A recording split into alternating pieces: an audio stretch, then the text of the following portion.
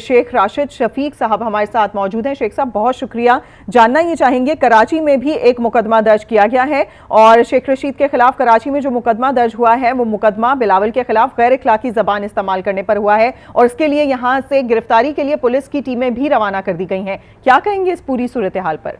ये देखें जी, जब तक ये तीसरी FIR है और 48-24 घंटे के अंदर पहली FIR इन्होंने इस्लामाबाद में थाना पारा में दी है और कल दोपहर को उन्होंने थाना मरी के अंदर एक FIR दी। और इस FIR का कल इस्लामाबाद में हमें पता चल रहा था कि ये तीसरी FIR कराची में देने की कोशिश कर रहे हैं जो आज इन्होंने दी है। शेख रशीद अहमद साहब ने कोई ऐसी गैर अखलाकी जबान इस्तेमाल नहीं की, बस ये खराब करना कि ये उनकी साजिश है। इसलिए FIRों से हम घबराने वाले नहीं हैं और FIR की कापी अभी हमें मिल गई है और हम कोशिश कर रहे हैं कि सुबह इसको इस्लामाबाद हाई कोर्ट या पिंडी हाई कोर्ट में चैलेंज किया जाए कि ये जितनी भी FIRs हो रही हैं उनको एक जगह यकजा कर दिया जाए और शेख रशीद अहमद साहब का केस एक जगह पर सुना जाए। तो शाम को लायर हमारे रेट तैयार कर लेंगे और सुबह हम इंशाल्लाह ताला इसको पिंडी या इस्लामाबाद हाई कोर्ट में दायर करेंगे। अच्छा शेख साहब, यानी कि आप बता रहे हैं कि आप तक इस FIR की कॉपी पहुंच चुकी है और आप इसको चैलेंज करने जा रहे हैं? जी जी ठीक। शेख साहब, ये बताइएगा, दूसरी जानिब हम देख रहे हैं शेख रशीद अभी भी गिरफ्तार हैं और उनके खिलाफ जिस्मानी रिमांड चल रहा है, तो उस चीज़ को आप कैसे आगे लेकर चल रहे हैं?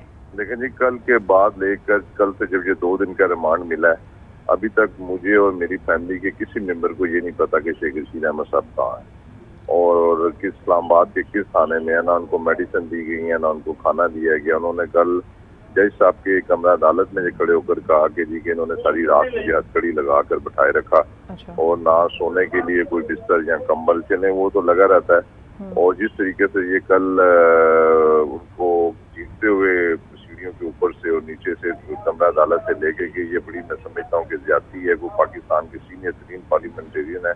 सियासत में इख्तलाफात होते हैं, सियासत में लोग जेल में जाते हैं, जेल में जाना कोई इतना मसला नहीं है, लेकिन इस किस्म का नारवा सलूक नहीं होना चाहिए कि वो पाकिस्तान के सबसे सीनियर तरीन पार्लियामेंटेरियन है।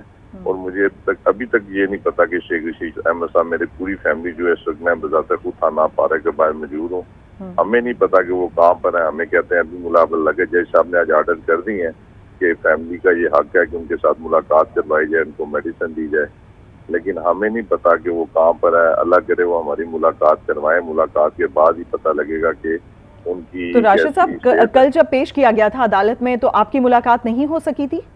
मेरी हुई थी वहाँ पर आधा पौना घंटा। तो उस टाइम क्या बताया शेख रशीद साहब ने? शेख साहब ने उस वक्त यही बताया कि ये मुझे सोने नहीं दे रहे और मुझे इन्होंने रात का जगाए हुए रखा हुआ है और इन्होंने खाने पीने के लिए भी कुछ नहीं दिया और मुझे हथकड़ी लगाई है।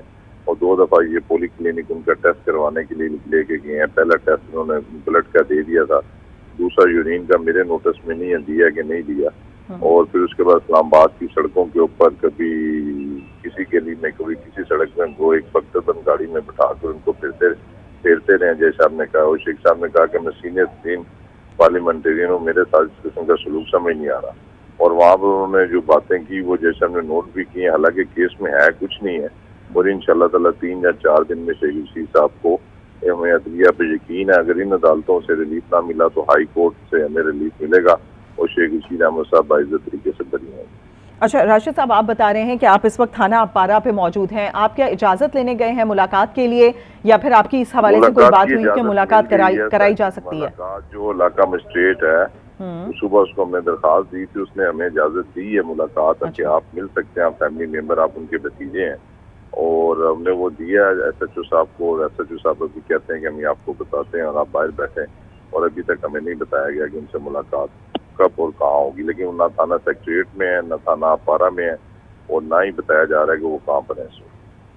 अच्छा शेख साहब, ये भी बताइएगा, हम देख रहे हैं PTI की जानिब से, खासतौर पर PTI के चेयरमैन इमरान खान की जानिब से मजम्मत की गई थी इस गिरफ्तारी के हवाले से, उनसे कोई राब्ता हुआ हो? उन्होंने इस पर क्या कहा है? उन्होंने आज 2:30 बजे एक मीटिंग बुलाई हुई है, कॉन्फ्रेंस मीटिंग जो होती है वीडियो लिंक के जरिए, तो वो मैं उनसे वीडियो लिंक पे, जब मैं अंदर ना उस वक्त मेरी मुलाकात ना हुई तो वीडियो लिंक पे इंशाल्लाह ताला मेरी आज उनसे मुलाकात होगी। बहरहाल मैं उन पर शुक्रिया अदा करता हूँ कि उन्होंने पहले टाइम ही जिस रात उनको गिरफ्तार किया सबसे पहले मजम्मत उनकी तरफ से आई, कल भी उन्होंने मजम्मत की है। और फवाद चौधरी साहब ने और तमाम जो सीनियर क़यादत है उन्होंने फ़ोन करके इज़हार हमदर्दी किया है, मैं उनका शुक्रिया अदा करता हूँ। लेकिन बहरहाल मेरा आपके चैनल से एक ही तकाजा कि हमें ये बताया जाए कि शेख रशीद अहमद साहब इस वक्त कहाँ पर है, ताकि हमारी उनसे मुलाकात हो सके। सही। अच्छा, आप थाना अपारा पे मौजूद हैं, यहाँ पर आपने जानने की कोशिश की हो, क्योंकि आपको इजाज़त तो दे दी गई है मुलाकात की, उनको बताइए कि आपको तो पता ही नहीं वो कहाँ पर, तो आप मुलाकात के लिए कहाँ जाएंगे? वो SHO साहब तो है ना, वही बताएंगे, उनको नोटिस में होगा कि उन्होंने कहाँ रखा हुआ उनको, तो वो अंदर किसी से अब रब्ता कर रहे हैं, तो कह रहे हैं रब्ता करके आपको बताते हैं। ठीक, शेख राशिद शफीक साहब हमारे साथ मौजूद हैं। उनका यही कहना है कि इन अदालतों से इंसाफ नहीं मिला तो वो हाईकोर्ट की तरफ जाएंगे। इस वक्त भी वो थाना अपारा में मौजूद हैं और उनका यही बताना है कि उन्होंने आज सुबह मजिस्ट्रेट के सामने दरखास्त पेश की थी और उनको मुलाकात की इजाज़त मिल गई है, लेकिन अभी तक उन्हें ये नहीं पता चल सका कि शेख रशीद हैं कहाँ पर, क्योंकि जब पता चलेगा SHO के जरिए